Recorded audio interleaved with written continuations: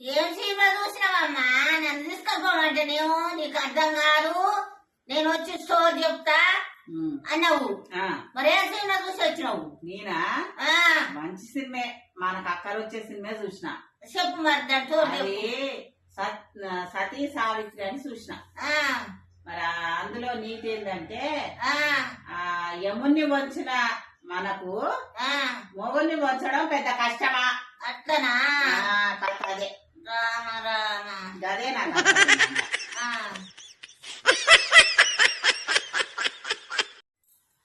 ఏందమ్మా గైటామె ఎందుకు ఊరికే ఏడుస్తుంది?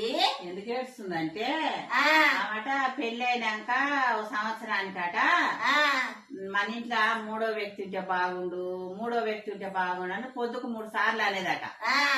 వానికి ఇక మూడో వ్యక్తి పోయి ఓ పిల్లని పెళ్లి చేసుకుని వచ్చిండట. అట్లనా? నేను పిల్లగానిగా ఓ పిల్లగాడైతే బాగుండు, మూడో వ్యక్తి అంటే నువ్వు పెళ్లి చేసుకొని వస్తావు గిట్టే నశిస్తా అంటే, నువ్వే కదా అన్నది మూడో వ్యక్తి కావాలని రోజు నన్ను చంపినవు, నేను పోయి పెళ్లి చేసుకొని వచ్చినా, ఇప్పుడు ముగ్గురం అయినామని చెప్పిండట.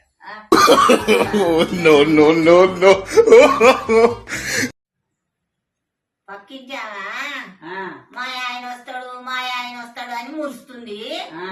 ఉగాది పండుగకు వస్తాడని మురిసిందే, మళ్ళా రాలేదు. ఎందుకని రాకుండొచ్చు అంటే అదొక పెద్ద కథ. అదే నమ్ము. ఆయనను పోలీసు వాళ్ళు పట్టకపోయారు, ఏదో ఏ విషయంలో పట్టకపోయి జైలు వేసిరు. అయితే ఉగాది పండుగ ముందల విడుదల చేస్తానంటే ఆయనే వద్దన్నాడట. ఎందుకో అంటే ఆమె పచ్చడి తాగలేక. ఆ ఉగాది పచ్చడి ఎప్పుడు తాగినా కానీ చెమ్ము పట్టుకొని పోయేదట. ఆ పచ్చడి తాగలేని సార్, నేను నీ దండం పెడతా, నన్ను ఉగాది వెళ్ళాక విడుదల చెయ్యి అన్నాడట. అట్లనా? అది కథ. అదే మాకు తెలియక ఒకటే బాధపడుతుంది.